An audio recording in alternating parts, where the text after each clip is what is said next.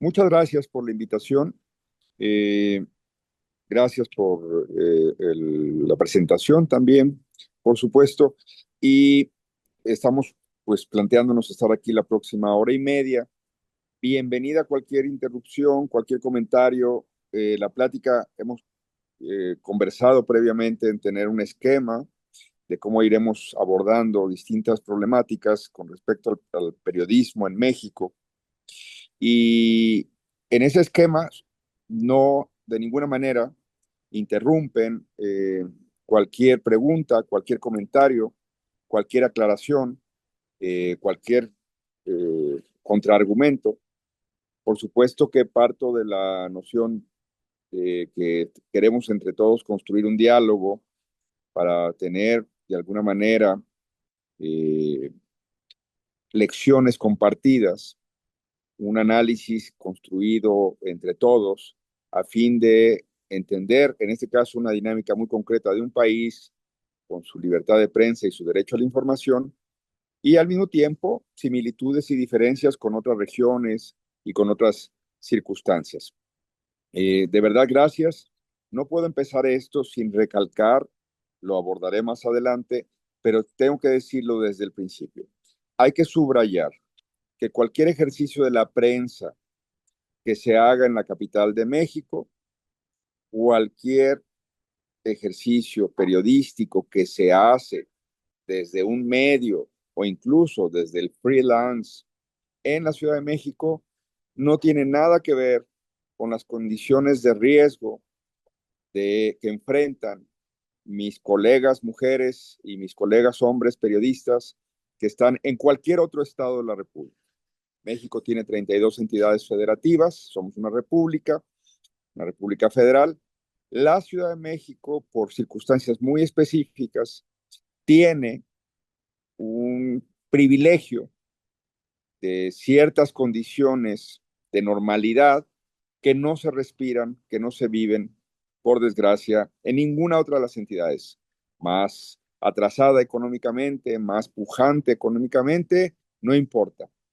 Hacer periodismo en el interior de la República, como solemos decir en México, es una circunstancia de altísimo riesgo.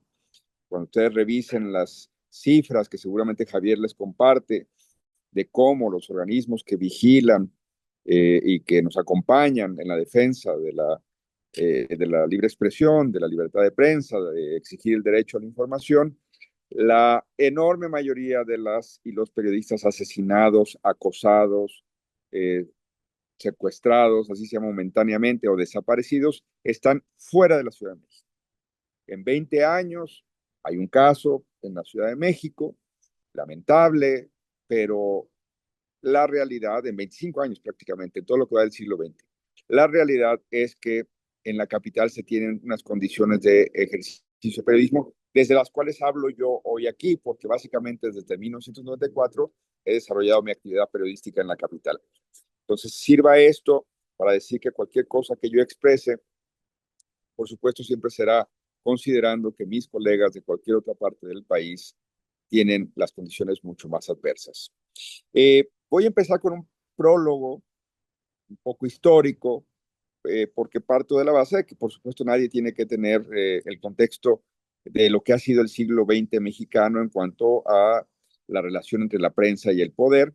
Son unos minutos, pero creo que son útiles para tener un marco de referencia de lo que hablaremos hoy a partir de lo que pasó con Pegasus o ha pasado con Pegasus en México. Eh, es más o menos conocido que durante prácticamente todo el siglo XX México estuvo gobernado por un solo partido. La revolución de 1910 termina consolidándose en un modelo político hacia finales de los años 20 y ahí nace el abuelo del PRI. El PRI fue este partido famosísimo que durante 7 décadas ya más o menos con esas siglas o con ese estilo, de 1930 al año 2000, gobernó nuestro país. Esa circunstancia no pudo haber ocurrido sin, por supuesto, una serie de mecanismos abusivos, perniciosos, porque era un partido que tenía un diseño de renovación sexenal, se agenciaron una manera de compartir el poder entre ellos, los ganadores de la revolución, y sus derivados, en donde cada 6 años simulaban elecciones. Somos un país, no por nada Mario Vargas Llosa, definió ese modelo como la dictadura perfecta. Somos un país que nunca perdía el gobierno y su partido ninguna elección, y a pesar de eso, pues evidentemente no se vivía en México un ambiente democrático, era precisamente el rito sexenal de las elecciones se consolidaba como una forma de fachada democrática, cuando en los hechos los opositores eran perseguidos, eran acosados, eran amenazados. Hubo una frase muy famosa en esos años, que a los adversarios del régimen les correspondían tres palabras: encierro, o sea, cárcel; destierro, exilio; o entierro, un asesinato, un homicidio. Entonces el régimen tenía esta serie de mecanismos ilegales en donde se sabía que recurría en última instancia al encierro, al destierro o al entierro. Esos años fueron de enorme corrupción y por supuesto también fueron tiempo de valientes y valiosos periodistas que en su campo hicieron denuncias de la corrupción, de los abusos, de las ilegalidades que cometía el régimen. Es un repaso muy breve el que estamos haciendo, pero de cualquier manera hay que señalar que siempre hubo quien resistió la presión del régimen para decir desde la prensa, y con muchos trabajos, porque de repente pues decían algo y los corrían, o de repente uno de los mecanismos que tenía el régimen para castigar a los medios en ese tiempo era que tenía el monopolio del papel. Las revistas, los periódicos tenían que comprarle al gobierno, a una empresa paraestatal que se llamaba PIPSA, tenían que comprarle al gobierno el papel. Entonces, si querías imprimir tu revista y te habías portado mal a ojos del gobierno, no te vendían papel. Entonces te quedabas en un régimen cerrado, las importaciones no eran libres, no era este mundo globalizado que hoy vivimos, te quedabas sin la posibilidad de tener la materia prima, una de las materias primas para tu publicación. Entonces, PIPSA se convirtió en un grillete, en una manera de apretar a los enemigos, a los adversarios del régimen. Había otras, la censura, y había sobre todo una cultura, que me parece que es importante luego volver a eso, de autocensura. Se volvió un ritual que sabías un poco las reglas del régimen. Se suponía que no te podías meter con la figura presidencial, con el gran poderoso que era el presidente de la República.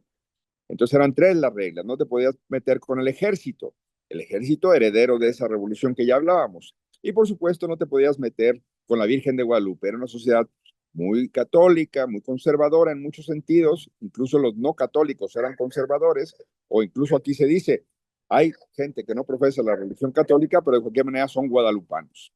Entonces, ese régimen, estoy ya por concluir el prólogo, tenía una serie de mecanismos donde, a pesar de el ingenio y el valor de varios periodistas y de varias publicaciones, se terminaba enfrentando riesgos. Me remito al año 1984, ahí sí, en la capital de la República, en pleno centro neurálgico del país, en unas avenidas por lo más representativas, Avenida Insurgentes, casi esquina con Avenida Paseo de la Reforma, lo más reconocible en términos de la identidad de esta ciudad. Asesinaron el 30 de mayo de 1984 a Manuel Buendía, en ese momento el columnista más influyente de México. Cabe decir que la televisión siempre ha sido muy influyente, pero la televisión en México se autodefinió, otro dicho famoso de aquellos tiempos, como un soldado del PRI, es decir, como un brazo mediático del régimen.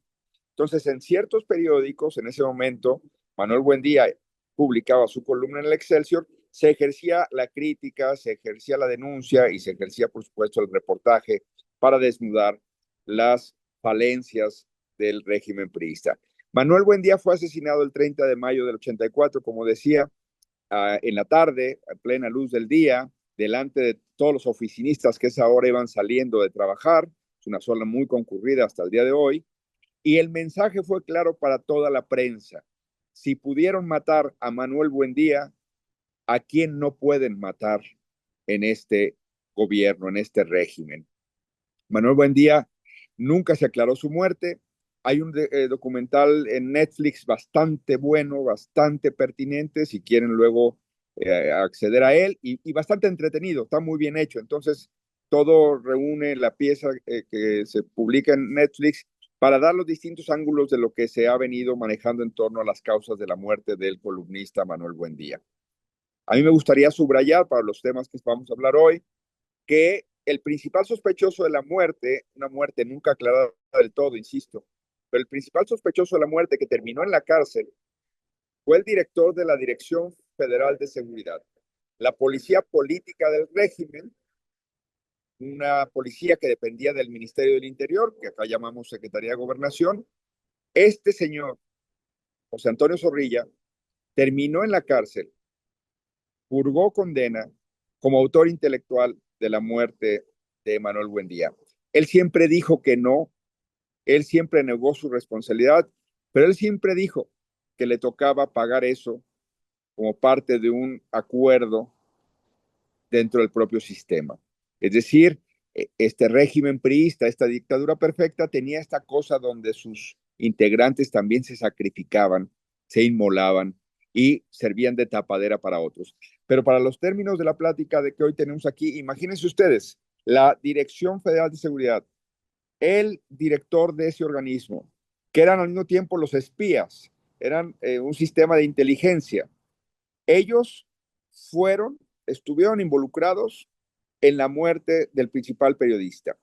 Y no solo eso, pero no me distraeré mucho. Una noche antes habían cenado José Antonio Zorrilla y Manuel Buendía en un restaurante muy conocido todavía el día de hoy, a 2 cuadras de donde fue asesinado Buendía, que era precisamente afuera de su oficina. Por ahí también él tenía su propio despacho.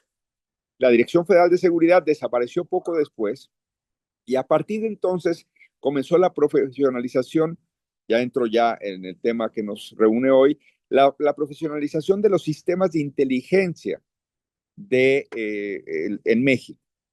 Eh, Se dice muy fácil, pero pues voy dando saltos porque desaparecer la Dirección Federal de Seguridad costó tiempo. Había muchas resistencias dentro del gobierno porque era precisamente la manera en que, o una de las maneras donde, mediante las cuales el régimen podía seguir a adversarios, a activistas, a defensores de derechos humanos y, por supuesto, opositores políticos y periodistas. Después de eso, con el presidente Salinas, que llega al poder en 1988, y después de una elección que es considerada como fraudulenta porque la izquierda tuvo un papel muy destacado con el ingeniero Cárdenas como candidato, ahí se rompe ese modelo del monopolio del poder del PRI y empieza a abrirse la democracia en México, empieza lo que podríamos decir la primavera democrática, no sin un costo de sangre muy alto. Solo en el periodo de 1988, en el periodo electoral de ese año, hubo alrededor de 300, o sea, un poco antes de ese periodo y un poco después de ese periodo, hubo alrededor de 300 militantes del cardenismo asesinados. Este régimen, solía decir el régimen priista, que a balazos llegaron y solo a balazos los iban a sacar. Bueno, pues lo estaban consiguiendo demostrar porque hubo su resistencia, le costó sangre a la izquierda particularmente, también a la derecha, pero a la izquierda particularmente, y esa cifra de 300 perredistas, cardenistas, el PRD es un partido que surgió de ese movimiento, muertos en esos años, es una de las cifras que nos persiguen hasta el día de hoy con la impunidad. Cuando llega el presidente Salinas en el 88, empieza a dar tener algunas concesiones hacia la derecha para una reforma electoral y política y hacia el reclamo de democratización y de desvincularse de estos cuerpos policíacos corruptos, asesinos y absolutamente antidemocráticos en sus métodos. Nace entonces el CISEN, es el Centro de Inteligencia que durante muchos años estuvo instalado, digamos prácticamente 30 años. Bueno, ese es el antecedente, este fue el siglo XX que vivimos, en el año 2000 pierde el PRI la presidencia, llega el PAN, en la derecha, con una promesa de renovación que incluye profesionalizar también los sistemas de inteligencia, hacerlos también más sujetos a rendición de cuentas, pero el presidente Vicente Fox se quedó muy corto en sus promesas, es un presidente mediocre, El gran fracaso de ese sexenio es que nunca se atrevió a nada.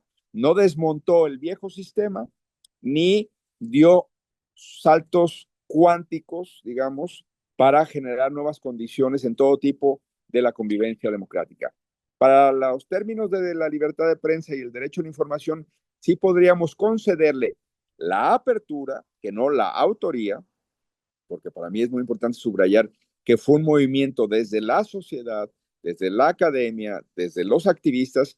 En México se instaló a partir de ese gobierno un sistema de transparencia por la información, es decir, se volvió ley y se crearon instituciones perfectibles, pero bastante venturosas en muchos años, de vigilancia del acceso a la información. Ustedes como periodista podrían decirle a la presidencia de la República cuánto gastaste en este viaje que hiciste, una visita de Estado a la Gran Bretaña. Y la presidencia de la República tenía que devolverte toda la información. A veces pataleaban, a veces decían que no, que había temas de seguridad nacional. Y el IFAI, luego INAI, esta institución que nació en tiempos de Vicente Fox, revisaba el caso y era un juez con bastante autonomía que le decía al gobierno, no es cierto, estás mintiendo, no hay temas de seguridad nacional, deberías, por tanto, ofrecer la información que el solicitante, que podría ser cualquier ciudadano, de hecho uno de los privilegios es que era de manera anónima, otra vez hablando de garantizar los espacios para el ejercicio de la libertad de prensa, podías poner ahí que tú te llamabas Mickey Mouse y el gobierno le contestaba a mickeymouse@gmail.com la solicitud que habías hecho. Eso desapareció en el sexenio pasado. El presidente López Obrador lo borró del mapa. Eh, Se consolidó ahora en el sexenio de la presidenta Sheinbaum, pero ese avance, insisto, que no fue de la derecha, no fue de Vicente Fox, fue un reclamo de la sociedad agrupada en una iniciativa. Si luego quieren buscarla, busquen iniciativa Grupo Oaxaca, Transparencia México. Esa consolidación de esa demanda duró prácticamente un cuarto de siglo y acaba de ser sepultada por la presidenta Sheinbaum, que promete transparencia. Esta misma semana se ha publicado que en el 90 y tantos % de los casos de las solicitudes contestan negativamente el gobierno, porque claro, el gobierno no tiene incentivos para dejarse auditar, para rendir cuentas. Habíamos construido un contrapeso que nos ayudaba a picarle las costillas y decirle, dame la información que corresponde a los ciudadanos. Cierro este paréntesis de la presidencia de Vicente Fox, sigue la presidencia de Felipe Calderón, otro presidente de derechas, y luego la presidencia de Enrique Peña Nieto, un presidente del PRI. En 2012 el PRI regresa al poder con la promesa de renovación. Regresa un poco diciendo, solicito disculpas por el pasado, ya aprendí de mis errores, somos un PRI distinto, somos un PRI moderno, somos un PRI que no vamos a volver a incurrir en las prácticas antidemocráticas que nos caracterizaron. Y la sociedad mexicana les creyó y votó por ellos. Y Enrique Peña Nieto, exgobernador del Estado de México, el estado más populoso y más complejo que tenemos en la República, se convierte de la mano de Televisa, pero esa es otra discusión, es decir, de la mano de intereses económicos y mediáticos, se convierte en el presidente de la República 2012-2018. Ese gobierno, todo el mundo dice que tuvo tres características. La frivolidad, porque eran pues, gente que le gustaba mucho el boato y estas cosas. La corrupción, que se fue descubriendo poco a poco, y la indolencia. No tenían ningún tipo de empatía con la sociedad, con los grupos más pobres, con los grupos con menos oportunidades. Este grupo llega a la presidencia y trata de pues reinstalar un modelo autocrático, si bien inicia con una promesa de diálogo que se llamó Pacto por México con las otras fuerzas políticas, en los hechos empiezan otra vez a tener tentaciones autocráticas. Son priistas, no lo pueden evitar, es su naturaleza como aquella parábola de la ranita y el escorpión. Así son ellos. Y los mexiquenses particularmente son considerados la quinta esencia del priismo en este país. Peña Nieto tuvo un descalabro muy fuerte en la manera que manejó la tragedia de Ayotzinapa, septiembre del 2014, a punto de cumplir 2 años en el gobierno.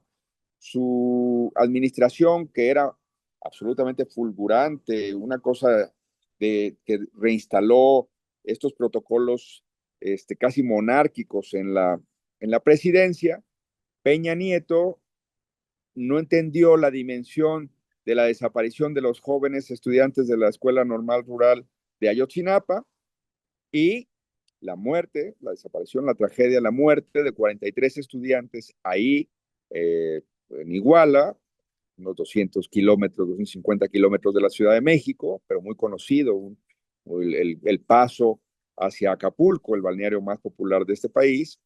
No entendió Peña Nieto la dimensión de lo que eso supuso para su presidencia. Hay gente que dice que fue el primer paso para que su presidencia desapareciera. El segundo paso fue que un mes después, la periodista Carmen Aristegui publicó el reportaje de la Casa Blanca de nuestros amigos Daniel Izárraga y su equipo de investigación. La Casa Blanca desnudó cómo el presidente había recibido un terreno y le habían construido una casa en las lomas de Chapultepec, uno de los barrios más exclusivos de esta ciudad, uno de los 2 o 3 barrios más exclusivos de esta ciudad, una casa de un arquitecto famoso con una serie de cosas completamente desproporcionadas. Y todo eso era el mismo empresario que luego terminó siendo el concesionario de un tren y de otras obras del presidente Peña Nieto. Esos dos momentos que ocurren con semanas de diferencia, la tragedia del 26 de septiembre de 2014 de Ayotzinapa y el pésimo manejo de su gobierno, que nunca entendió de qué se trataba eso. Y en segundo lugar, la Casa Blanca, que ocurre en noviembre de ese mismo año, hacen que el sexenio pierda cualquier tipo de posibilidad de futuro. Se convierte, lo que dicen en Estados Unidos, un lame duck.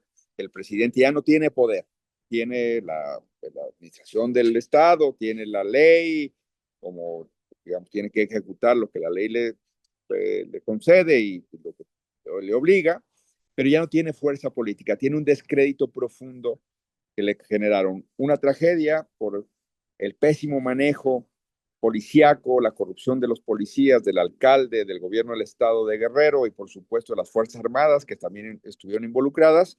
Y por otro lado, quedó desnudado que no habían aprendido del pasado, que seguían siendo los mismos corruptos y tenían una casa de faraón comprada, hecha y regalada por un contratista de su gobierno. En ese momento, de 2014, todavía le faltan a su presidencia 4 años. Y en ese periodo están contra la pared y empiezan a tratar de hacer tonterías. Y una de las tonterías que hacen es que lanzan una mecánica de espionaje a través de un malware llamado Pegasus, de origen israelí, pero que se supone que tiene reglas muy específicas de cómo se debe usar, quién lo debe usar y a quién se le puede hacer objetivo de ese tipo de pinchazos o de intervenciones. Todo eso nosotros no lo sabíamos porque son información, ahí sí es información de seguridad nacional. Un gobierno le compra a unos empresarios un sistema de espionaje, pues sí, evidentemente a la sociedad le gustaría saber eso, tendría que saber eso, pero hay cierto entendimiento de que hay labores de inteligencia que el gobierno está obligado a hacer si es a favor de toda la sociedad, si es a favor de la seguridad del país. Pero en un país donde en 1984 la principal hipótesis del asesinato de Manuel Buendía es que Manuel Buendía se empezó a acercar a tener documentación que demostraba que la Dirección Federal de Seguridad, es decir, el gobierno de México a través de su policía política, eran los principales aliados de los narcotraficantes, todas estas series de narcos, también hablando de Netflix, todas esas cosas que hoy vemos del cártel de Sinaloa, pues tuvo su antecedente en el cártel de Guadalajara, y en el cártel de Guadalajara el Chapo era un ayudante, pero los que ya estaban en la cúpula eran aliados de la Dirección Federal de Seguridad o la Dirección Federal de Seguridad eran aliados de ellos. Eso, que por cierto se va a revivir ahora en una corte en Estados Unidos porque Caro Quintero será enjuiciado por el crimen de un agente de la DEA, Enrique Camarena Salazar.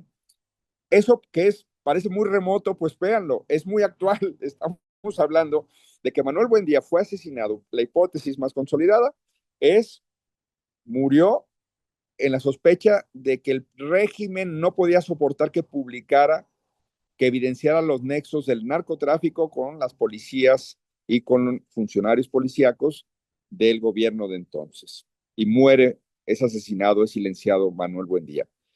Pocos meses después, es asesinado el agente de la DEA.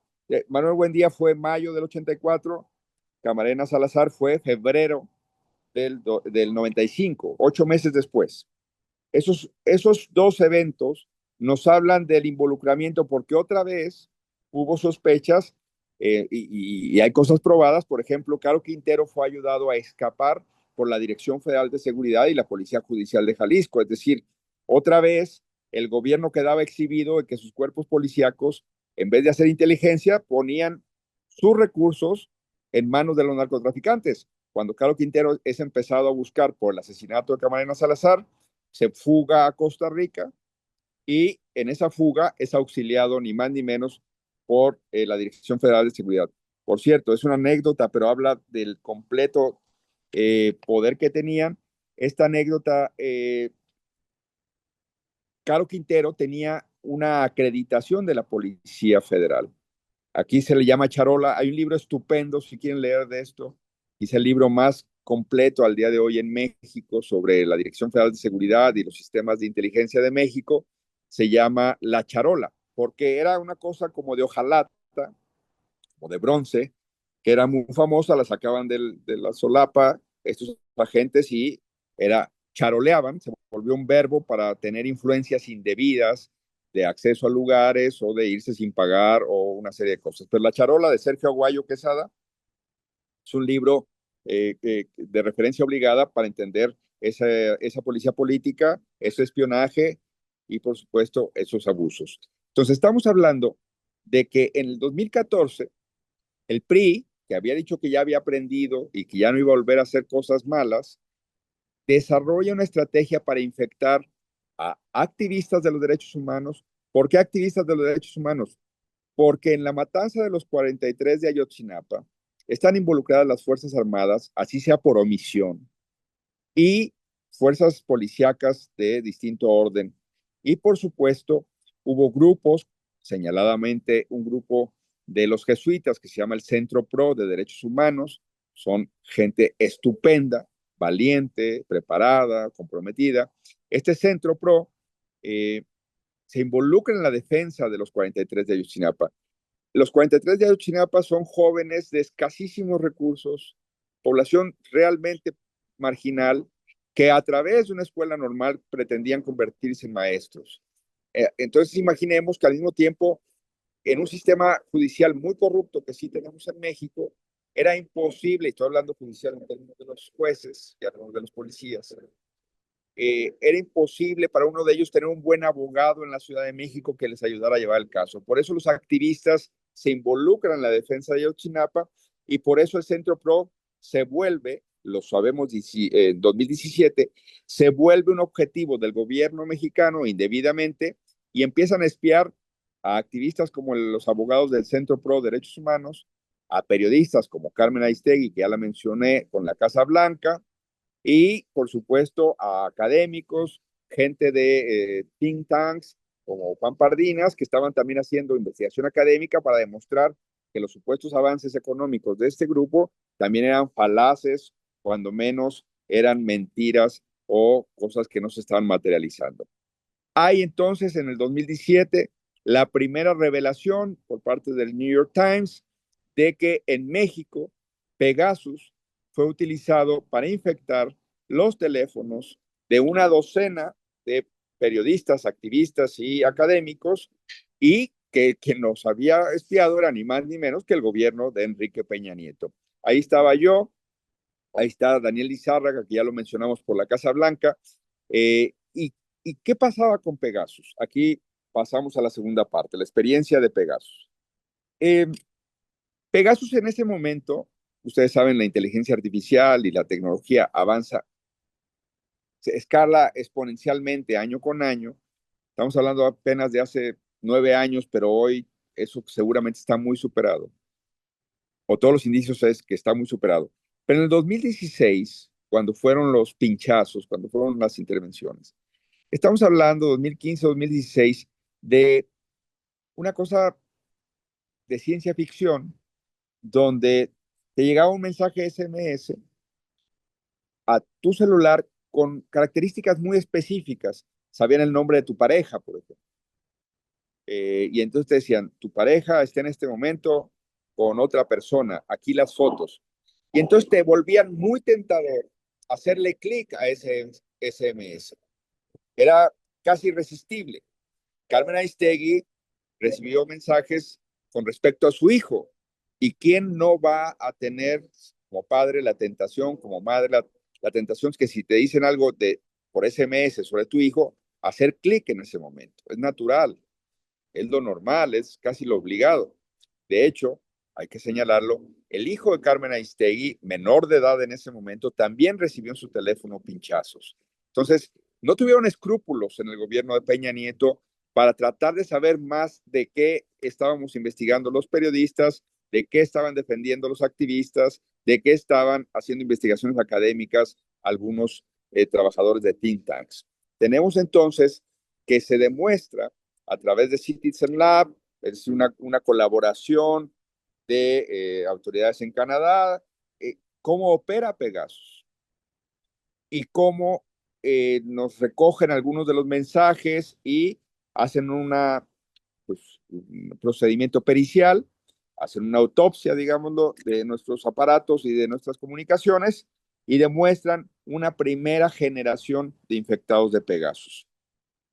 Cuando tú haces clic en esa liga que te llegaba, en ese enlace que decía que tenía las fotos de tu pareja con otra persona o que le había pasado algo a Carmen Aristegui y Carmen Aristegui había sido mi jefa en MBS, entonces pues, querías también saber algo. Cuando te hacían eso, era irrefrenable, insisto, la posibilidad de hacer clic y en ese momento tu teléfono se convertía en un instrumento 100% a disposición de ellos. Pueden encender la cámara, pueden encender el micrófono, pueden copiar todos los archivos, pueden ver todas tus fotografías, pueden... Es un teléfono que ya no te pertenece, es un teléfono completamente a disposición en tiempo real de quien lo está interviniendo. El gobierno de la República, por supuesto, negó que hubiera hecho esas intervenciones. No esperábamos menos de Enrique Peña Nieto, o sea, insisto, su naturaleza. Para ese tiempo, el periodismo ya había avanzado mucho. Con la llegada de Fox se terminaron de quitar todas las amarras que teníamos también de autocensura, porque había gente que vivía en esa misma cápsula y algunos vivían incluso felices.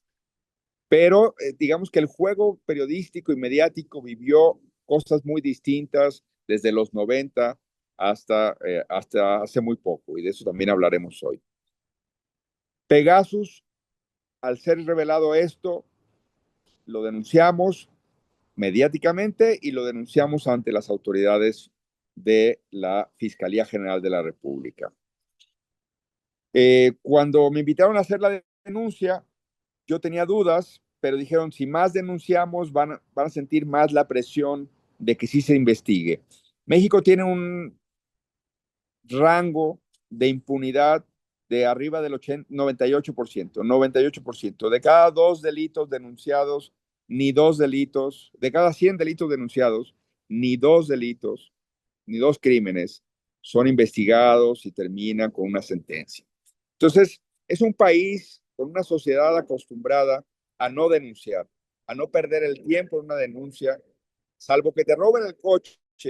Si te roban un vehículo, como casi todos los vehículos de ciertos años están asegurados, si lo denuncias, pues porque el mecanismo de cobrar el seguro es obligado a partir de que la policía por lo menos sienta la presión de que están robando coches. Pero es de los pocos delitos que no tienen lo que aquí llamamos cifra negra. Todas las demás cifras prácticamente que ocurren en este país no son creíbles porque la gente no denuncia el asalto, el robo casa habitación, muchas cosas no las denuncias para no perder tiempo. Este fue el caso de casi todos, denunciamos. Yo muchos meses después regresé a ver mi expediente y tenía las mismas 2 hojitas que eran mi declaración de cómo fueron los pinchazos de qué decían los mensajes, no tenía una sola diligencia, no habían buscado a nadie, no le habían hablado a nadie del gobierno para preguntarle por qué está usted espiando periodistas, no había nada. La única que hay que reconocerle su terquedad, su tesón, su compromiso es Carmen Aristegui. Ella siguió picando piedra con su denuncia y logró que empezara a moverse un poco la rueda de la justicia y que ya hubiera 2 o 3 funcionarios muy menores investigados por la compra y la administración de Pegasus. Eso tomó muchos años y ahorita hablaremos de eso, pero en términos prácticos, eso trascendió. Peña Nieto se va en el año 2018, se va en medio de otro escándalo, por si hiciera falta, un escándalo que ustedes en Sudamérica conocen muy bien, que es el escándalo de Odebrecht, la constructora brasileña que aquí es acusada en México de haber sobornado, haber dado 10.5 millones de dólares para la campaña de Peña Nieto, la campaña de 2012, y entonces otro escándalo ensombrece la salida de Peña Nieto.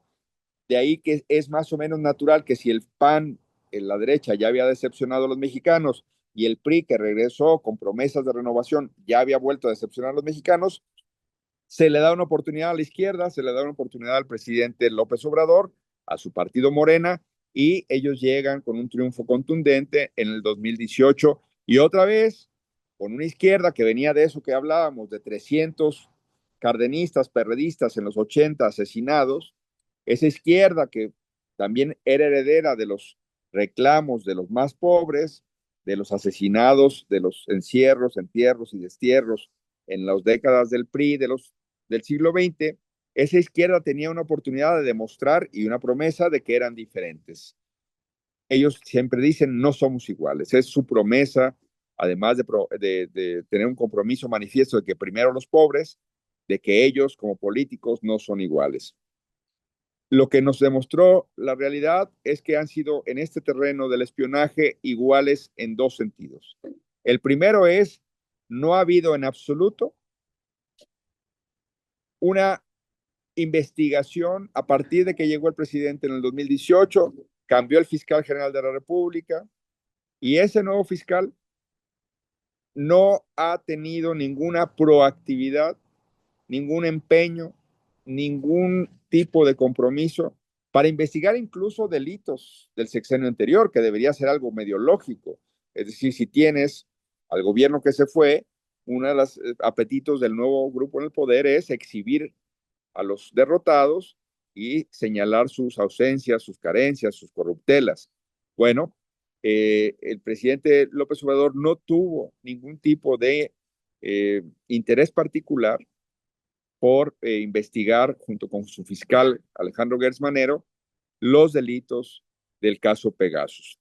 Y no solo eso, sino que se descubrió que durante el periodo de López Obrador, Pegasus seguía activo y se infectó, espió a alrededor de 400 personas, esto hasta la revelación que hizo el periódico El País y otros medios con respecto a ese escándalo.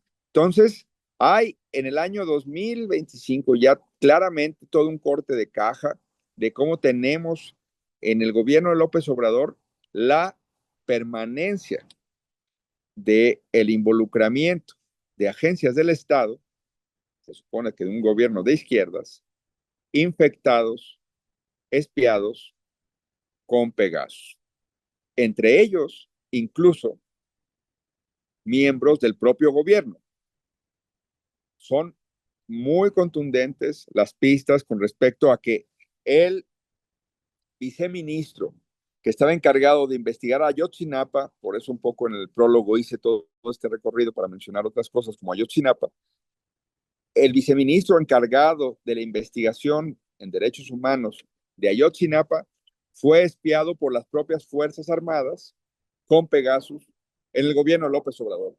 Es como delirante que el gobierno de izquierda, el gobierno que se aprovechó de la tragedia de Ayotzinapa, porque cuando surge la terrible noticia de los 43 desaparecidos en Ayotzinapa y sus cuerpos nunca son encontrados, cuando se convierte en un clamor global. Si ustedes van a Berlín, por ejemplo, hay en uno de los pasillos más famosos ahí de un barrio bohemio, todo un mural conmemorando, haciendo vivo el reclamo a nivel global de los 43 de Ayotzinapa. Se vuelve una de las tragedias que trasciende a México y que se convierte en una herida para quien sí tiene empatía con los más pobres, con los más desprotegidos, y dicen, no puede ser que desaparezcan 43 estudiantes que solo querían ser profesores para los más pobres, ser profesores rurales. Tenemos entonces a el presidente Peña Nieto espiando a estos muchachos y al presidente López Obrador no procurando justicia para los muchachos, a pesar de que cuando se empieza a gritar por las calles de México fue el Estado. Muchos de los que hoy están en el gobierno se beneficiaron y estuvieron en esas manifestaciones reclamándole a Peña Nieto que fue el Estado el coautor de esos asesinatos. Hubo, por supuesto, narcotraficantes involucrados, pero fue el Estado en el sentido de que las fuerzas del Estado, los policías y las Fuerzas Armadas estuvieron involucradas en los hechos. Y ese mismo grupo, ya desde el poder, perpetúa la práctica del espionaje contra personas que se dedican al periodismo, a la academia, a los derechos humanos y al activismo, y al mismo tiempo incluso se llega a espiar a sí mismo y no hay dentro del gobierno ningún tipo de crisis. Si ustedes me dicen, ¿y qué consecuencias pagó el presidente de la República por eso? Ninguna. Este grupo es muy refractario a la rendición de cuentas, es motivado por una conquista del poder que según ellos todavía no termina, entonces quieren copar todos los espacios, estamos dando una vuelta de campana, estamos regresando al tiempo en donde habrá muy posiblemente la consolidación de un partido hegemónico, otra vez de un partido único, con una simbiosis total con el gobierno, en donde desde el gobierno se promueve sin ningún tipo de piso parejo en términos electorales al partido del poder y se margina o incluso se acosa y persigue a los que son de la oposición. Ahí estamos llegando en este momento. El presidente López Obrador termina su periodo en septiembre del 2024, impunidad total en el tema de Pegasus, y en octubre de 2025 comienza el gobierno de la presidenta Claudia Sheinbaum.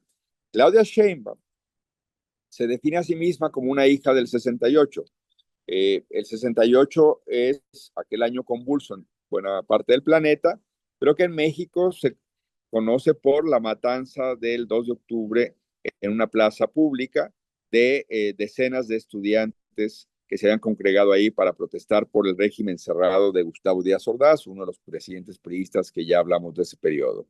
Gustavo Díaz Ordaz era precisamente alguien de mano dura, y en aquel año iba a haber en octubre Juegos Olímpicos en México. El sistema empieza a resentir las protestas estudiantiles y el 2 de octubre matan en la Plaza de las Tres Culturas a los ahí reunidos, los masacran. Fuerzas del ejército mexicano está involucrado en esa matanza y ese momento es completamente definitorio de la brutalidad del régimen y de la demanda de justicia por parte de partes o grupos de la sociedad. Hay una nueva matanza en el 71, salto muy rápidamente, y luego están los movimientos de reclama de más democracia en los 80. En esa ruta, insisto, fue protagónica la izquierda. De esa ruta, la izquierda puede estar muy orgullosa de cuánto hizo para reclamar apertura democrática en este país. Y de esa ruta salió un personaje que se llama Pablo Gómez y ahora va a ser el autor o uno de los autores, pero el encargado de la reforma electoral que posiblemente nos haga regresar en el tiempo 4 o 5 décadas. Vueltas que da la vida. Pablo Gómez estuvo en la prisión por los hechos del 2 de octubre, porque no solo los mataron en la plaza, sino los persiguieron y los encarcelaron. Él fue parte de los encarcelados del movimiento del 2 de octubre y ahora desde el poder quiere cerrar el régimen a las minorías, quiere hacer una reforma completamente regresiva. En ese marco, lo que ha ocurrido en los últimos meses, a términos de nuestra conversación de hoy, es sin lugar a dudas una reformulación de varias cosas. Como ya decíamos, los mecanismos de transparencia del gobierno que llegaron a ser arrebatados y construir una autonomía para el Instituto Nacional de Acceso a la Información, el INAI. El INAI fue el año pasado, principios de clausurado, cerrado, y ahora es el propio gobierno el que dice qué información te da, el que dice qué información tienes derecho a saber. Se canceló este contrapeso que era el INAI. Segunda cosa, en el gobierno de Salinas tuvimos, o sea, cuando les digo que con Salinas empieza a haber concesiones y avances después de lo que pasó con Manuel Buendía y Enrique Camarena Salazar, no fue automático ni fue terso. En el gobierno de Salinas, que fue del 88 a 1994, tuvimos asesinatos, por ejemplo, de un activista de los derechos humanos en Sinaloa. La crisis del sistema, al verse evidenciado, los obliga a crear un organismo de derechos humanos que se llama Comisión Nacional de Derechos Humanos. Y con el avance de la democracia se le da una autonomía, se le logra profesionalizar y se le sale del gobierno, se le quita al gobierno. También el órgano electoral se le quita al gobierno. El gobierno priista fue teniendo que ceder esta serie de controles para tener legitimidad, para tener autoridad. Y por eso tuvimos una CNDH, una Comisión Nacional de Derechos Humanos autónoma en algunos periodos, algunos mejores que otros. O sea, nada de esto era perfecto, nada de esto era totalmente ejemplar. Teníamos crisis en algunos sentidos. Tuvimos un CISEN, un aparato de inteligencia más profesionalizado. Tuvimos un esfuerzo de policía profesionalizada con sus propios escándalos. Tuvimos el Instituto Electoral construido también con ya puros ciudadanos, ya de una manera ciudadana autónoma. Y tuvimos otra serie de reguladores. El gobierno se fue haciendo pequeño porque tenía contrapesos en distintos espacios. Hemos vivido desde el año 2024 para acá un, una reconcentración del poder. En el 2024 el presidente López Obrador apoyó a su candidata, ganaron, tienen mayorías legislativas, no tenían mayorías constitucionales, pero corrompieron a 3 o 4 por ahí y le perdonaron delitos a 3 o 4 por ahí y construyeron mayorías constitucionales. Los que decían que eran diferentes, literalmente fueron por sus enemigos de décadas. Si ustedes meten algunos de los videos, Google, buscan algunos de los videos de la gente que luego fueron y la cooptaron para que se convirtieran en parte de las bancadas para tener mayorías constitucionales, es verdaderamente de vergüenza la gente que terminaron incorporando. Bueno, con todo eso, construyeron las mayorías constitucionales con las cuales cerraron el INAI y ahora han construido un sistema legal que posibilita la vigilancia en tiempo real de todos los aparatos y de todas las interacciones digitales que tengamos a través de apps, a través de navegación en Internet, a través de geolocalización de tus celulares. Ellos van a decir, y siempre lo dicen, que solo se puede hacer eso con autorización judicial. Hay dos cosas a tener en cuenta cuando ustedes escuchen o lean lo que dice el gobierno mexicano de que no es cierto. Todas las nuevas posibilidades que se aprobaron en la ley hace unas semanas, estamos hablando literalmente hace unas semanas, todas las nuevas posibilidades que se le da a la policía y a otros entes de gobierno y a las Fuerzas Armadas de intervenir teléfonos y sistemas de navegación computacionales. En un segundo.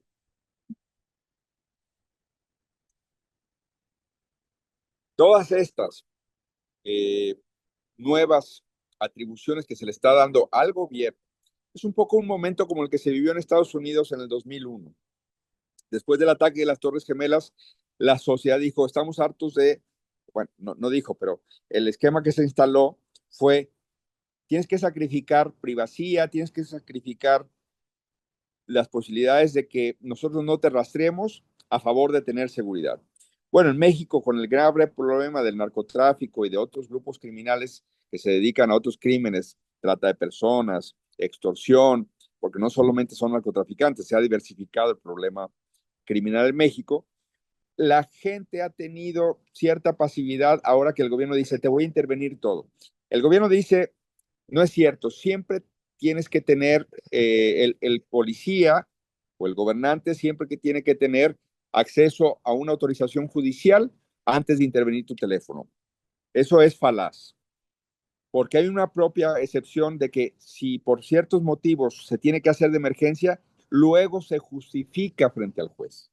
Entonces, primero lo hacen y luego van y lo justifican. Y los expertos señalan que lo que ocurre es que nunca van y lo justifican, es decir, lo hacen y ya luego dicen, bueno, ya para qué lo justificamos, ya lo hicimos, ya no da. Y la segunda cosa por la cual es falaz es porque precisamente el 1 de junio, hace 2 meses, tuvimos una elección inédita en la historia del país y quizá inédita en la historia del planeta, donde se eligieron jueces, magistrados y ministros, ministras de la Corte, es decir, jueces federales, somos una federación, pero esto se va a replicar en todos los estados. Entonces, a partir de ahora, todos los impartidores de justicia se van a elegir en las urnas con una característica. Ya lo sabíamos y se confirmó en los hechos el 1 de junio, que el día de la elección, el sistema político que está hoy con las mayorías intervino en el proceso electoral y crearon unas listas, aquí se le llaman acordeones, porque cuando uno iba a la escuela primaria y no estudiaba, en un papelito apuntabas las respuestas que te parecía que iban a venir en el examen y lo hacías un rollito, lo hacías un acordeón que luego podías abrir como un acordeón. Estos acordeones se pusieron números, si ustedes googlean ahí, acordeones elección judicial, les harán fotos, se pusieron números de los candidatos y venciendo todas las probabilidades estadísticas, se repitieron los mismos nombres de los ministros. Va a haber nuevos ministros de la Corte. Entonces, es fácil ver el fraude en los ministros, porque son solo 9. En realidad, elegimos a 800 y tantos jueces, entonces la elección fue muy grande. Pero si ustedes reducen el universo y revisan qué pasó con los ministros, verán que el régimen apoyó a ciertos ministros con estos acordeones y esos acordeones fueron prácticamente derrotando toda la estadística perfectos. Es decir, es más fácil seguir esos acordeones y tener un puesto de ministro que ganarse la lotería, que ganarse uno de estos premios que se instalan en algunos países para a través de la suerte tener millones de repente. Cierro entonces aquí con una última intervención de que los jueces ya van a ser del régimen, llegaron a través de la movilización electoral que hizo el propio régimen con estos acordeones, el sistema no tiene ningún incentivo para investigarse a sí mismo, entonces no hay contrapesos tampoco ciudadanos, la oposición es muy marginal y muy desprestigiada en el Congreso, entonces si alguien hace algún tipo de intervención indebida telefónica, espionaje a periodistas o activistas de los derechos humanos, nadie con poder va a poder, va a tener la capacidad de someter al régimen a una rendición de cuentas. En, en adición a lo que he dicho, y dejando la última media hora para preguntas y respuestas, si les parece, en adición a lo que he dicho, se han venido dando en las últimas semanas 3 o 4 expresiones estatales.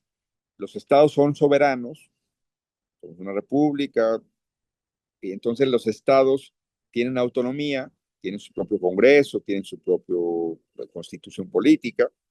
Entonces hay cierta autonomía, porque también el veintitanto, es decir, más de 2/3 partes de los estados son del mismo partido que la presidenta. En esos estados, particularmente en los estados de Morena, se han venido dando en Campeche, en Puebla y en otras entidades resoluciones en contra de la libertad de prensa. Está instalándose un modelo de censura donde es perseguido el periodista y se está abusando de una figura que se llama violencia política de género.